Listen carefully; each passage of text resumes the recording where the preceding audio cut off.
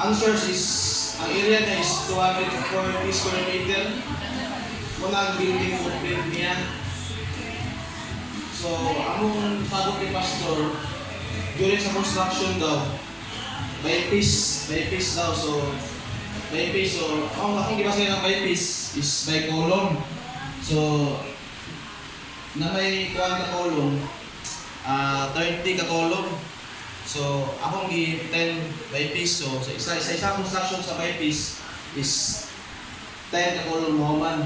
So, sa isa ka piece. So, second piece, 10 na po. Under piece, 10 na po. So, muna yung kuwan, process sa pag-construct sa building is based sa akong kuwan, sa engineer alam na nag-design po. Sa 10 ka poste daw, ma-worth daw 1.2 million muna siya. Update, na din. Sa piece lang na siya. 1.2 million without finish pa na. Pero na yung mga slab o concrete. Pero wala pa na yung mga pintal. Finish pa na muna siya ang rough finish na sa construction.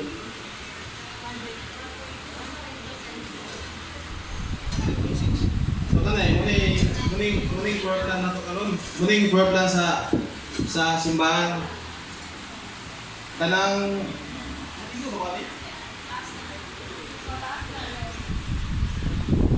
kani din na part, dini ang entry sa simbahan. Dini ang ramp para sa mga tigulang kay. Sige dati mga tigulang na lecture na so mapit sa PWD na na provision. So apay tani. So dini ang porch. It means the entrance sa simbahan. Dini ang foyer o receiving area sa simbahan. Besides sa receiving area sa simbahan, dini ang office sa pastor. And apay natin ng kanday mga male and female toilet sa simbahan.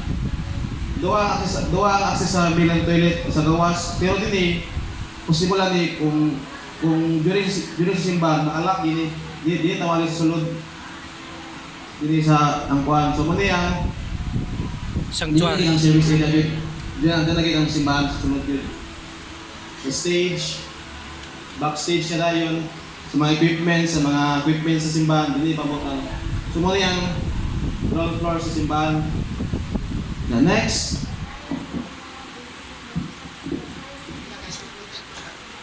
Copy slit dito. Paglingkod. dali muli mizanin. Natin mizanin sa simbahan. Sa wala tayo sa mizanin. Ang mizanin is muna siyang tunga-tunga sa ground and ceiling.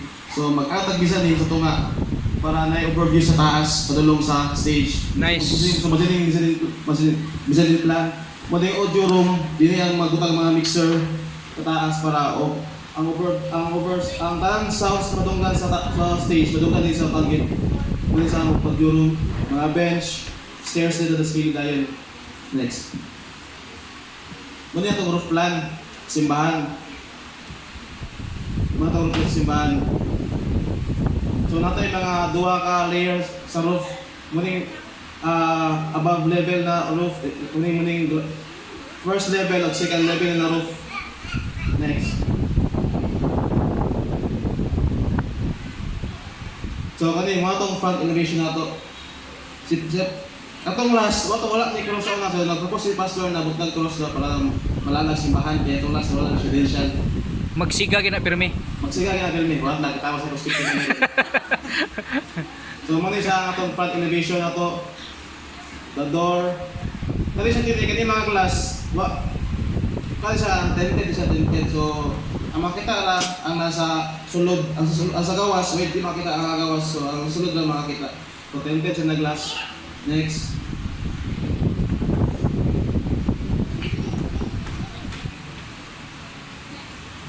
So muna yung typical side elevation sa simbahan. Maning side, ang atong simbahan is ang nakakontour atong simbahan. So ang side sa simbahan is nakakontour, nakaslope. So nagka-deliver tag construction atong i-propose. Ka-deliver construction means kanang ang finished ground floor is atong gi-lift tapang sa poste, muna sa mga poste. Muna yung katong ramp down paingon sa parking area. Possible parking area sa ubos. Kaya po, nanato na po natin mas kena. So, Musunod gina, musunod na. Unahon ang building. so sapat na ikuha parking. Next. So, muna yung atong section sa atong simbahan. So, muning sa ubos. Dayon, based sa structural engineer na ang nag-design na sa structural, sa structure, nag-provide me og kanang filling area, dili na part, muning filling area din eh. Sa actual, dili gid ang plangid sa actual, kani mo yuta sa actual ron diya sa site. Bakilid. Pero na-propose me og kanang dili na part, muning ang fillingan. So, filling din eh.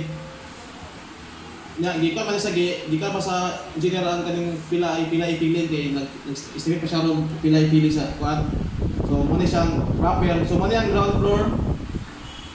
Nya ato mo na yung misanin na floor. Dili ang stage dayon. So makita lang yung view dinhi. Ang taas ani mo ni audio room.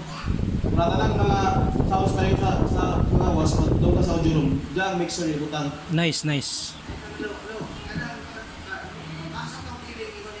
Kani man yung pilingan kani. Atubang. Muning road. Muning tubangan. Muning ganitong di sa atong may creek kanal ba dinhi. O dinhi ang ubos muning parking area possible. Next. So muna atong floor finish layout ato. Simple ato floor finish layout para kuan kay ba economical kay atong construction. So, naray mga tulong ka book tayo sa akong i-apply 80 by 80 para mas okay na 80 by 80 na flooring para atong consider sa itong simbahan. Doon sa kanawang to. Nakita ko mga mall daw, mga tiles diba?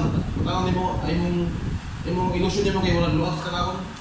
Muna akong ginako 80 by 80 na floor na gamay ra po less ko siya na ang isolation. Kita dili ra ma-install ang 80 by 80. So, ang labor dili ra maman ko ang kuan po pag layout ani. Dili sa gawas 60 by 60. Dili dayon 30 by 60 sa kuan sa CR toilet male and female. Muna siya akong layout sa floor finish. Next. Dili itong stage. So kani atong repeated ceiling plan. Missing repeated ceiling plan is mo ang ceiling na makita na ang ma-reflect is mga ceiling fan kay sa kaman propose ko sa ron na pastor na di sa ta magbuhat og mechanical plan mas nalako ang cost sa pyramid anak ko. So ang mechanical plan diyan kita mga aircon. So wala ko ta propose sa mechanical plan kay dako ang costing. Possible lang na ato na i-kuan po pag nanay mo-provide po para sa aircon. So kani na kuan tapos sa wala o kasi ceiling fan dili mga kani natay mga cove lighting means kanang dili expose ang lighting daw pero makita nimo ang break ang illusion sa lighting na kani sa mo buglo buglo simple lang lightings basta kay para na mga mga wall lamp simple lang para buntag o gabi ang simbahan may pa-ses yun. Next.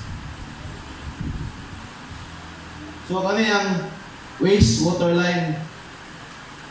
Nagkuhan ko na-propose ko sa plumber na kuhan na ang water line payo sa waste padalong sa kanal.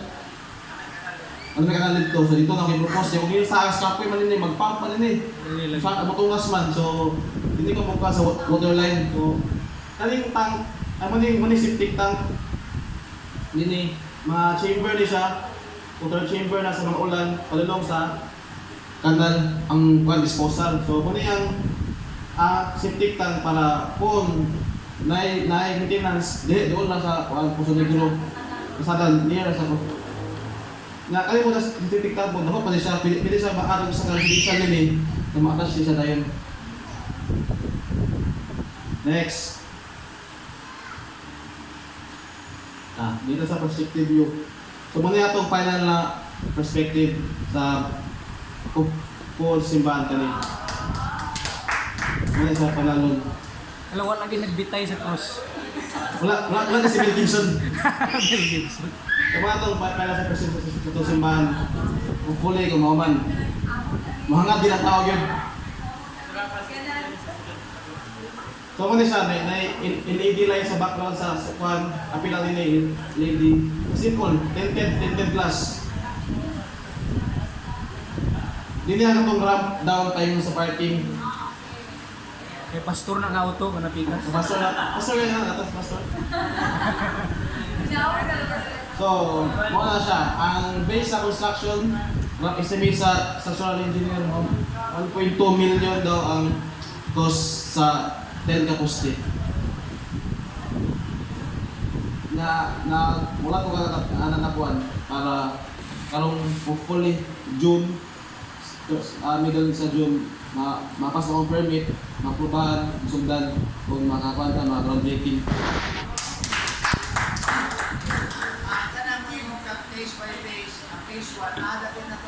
Sa front. Dili sa ikaw na. Sa front na first page. Then bato dili sa lang. Dili ang first page. Balik. Oh, dili taas. Taas. Dili ang first page. Dili man ang wall. Entrance. Dili man ang pinaka-pangit. Dili gyud ang pinaka-position bilang parking. Ano yung wall sa dili na parking? Oh, pili ta diya. Oo, parin daw atong daily. Oo, totoo. Pakita ko sa hosting. 1.2 na. 1.2 million. Mga na yung hosting. Kaya yun.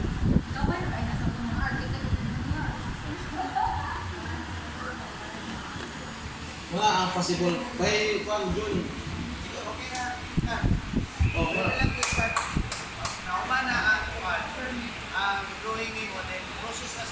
Oh, private ako ng pilot dyan. Kaya hindi mo ako mag-lead ako 2 months. Ah, dato na gid kay. Mag-lead ako 2 months si Panate yun.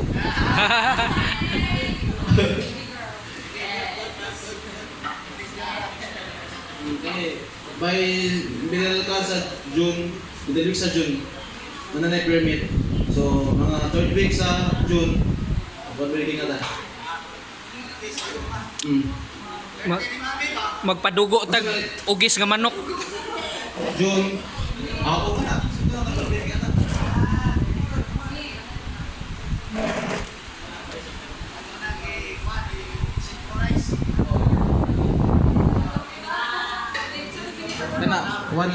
More tong rough estimates na kung sa structure, sugo sa slab, tayo sa filling, sa retaining wall, sa palma na siya. So, ini-comment sa design sa building.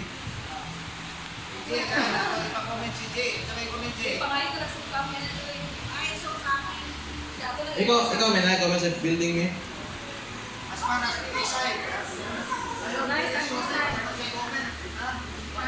Engineer, okay, ikaw Ben?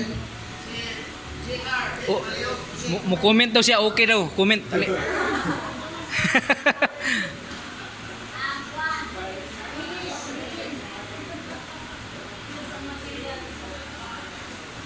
Bato na. Okay, mag-save og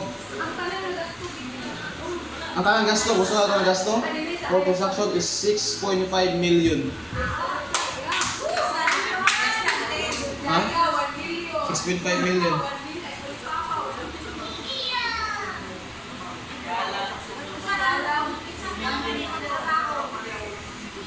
Mula, mo po na pakita na pasapon na mubos na anak. Kanang 1.2 million is magduha lang ka na mga 20,000 labor. 30,000 na, mga 1.5 yun.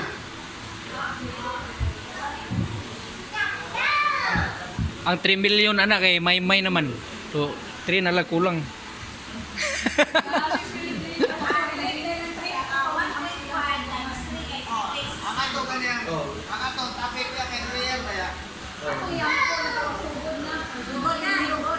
Hindi, ako advice, mas kaya yung sundang yun. Kaya dili mo na mamang ko isugod. Sugot ang feeling. Kung sa feeling, sugot ang guste.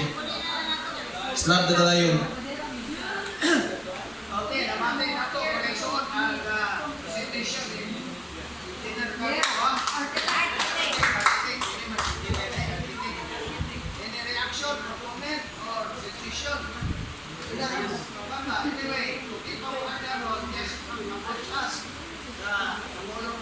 process niya. Una yung completion. Ay, more or less 1.5 ang S1, including payroll. So, ano na yung ibang contract? Kaya ako kay kuan sa free service ni kung buto na ako na kay kuan na koy 2 million na yung taong kuan. Uy! Kung free service. Wow, langit na ang Diyo na yung mga Imo na tong dalan sa langit. Grabe, no? Ilong, bahani, 2 million ka pagkampot. Yeah, 2 million ka pagkampot. Sa kanina siya, co-host or sa manual? Kung kuan ta pili ko buhos pili manual kay kuan naman by piece man ta dili man kang full snap buhusan dayon by piece man so pili na ta mag one bagger na mixer o two bagger na mixer dili na lang ng mga mixer kaya ra na kay mas mahal ang mix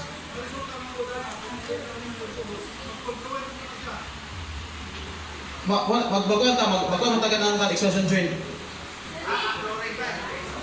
magkuhan ta na magkuhan ta na extraction joint by piece man ta magkuhan so kanang 10 ka poste punto niya ang pinaka end yun so atang nga poste na pod 10 ka poste 10 ka poste na pod ang ato problema na ang slab pag connection magkuhan ta extraction joint ana o construction joint wala na siya di ko muna sa kay di nagpropose ko lang namang kuha na ko mahal mo kaya ang steel decking mag-steel decking ka mahal mo kayo kaya siya pila lang mag-pace pero mahal ko lang ka ng kuhan po tensioning mahal po so magkuhan ta kuhan na po ng complete ng Japon pero mag-add ka ng expansion joint para ang expansion sa second piece likod Japon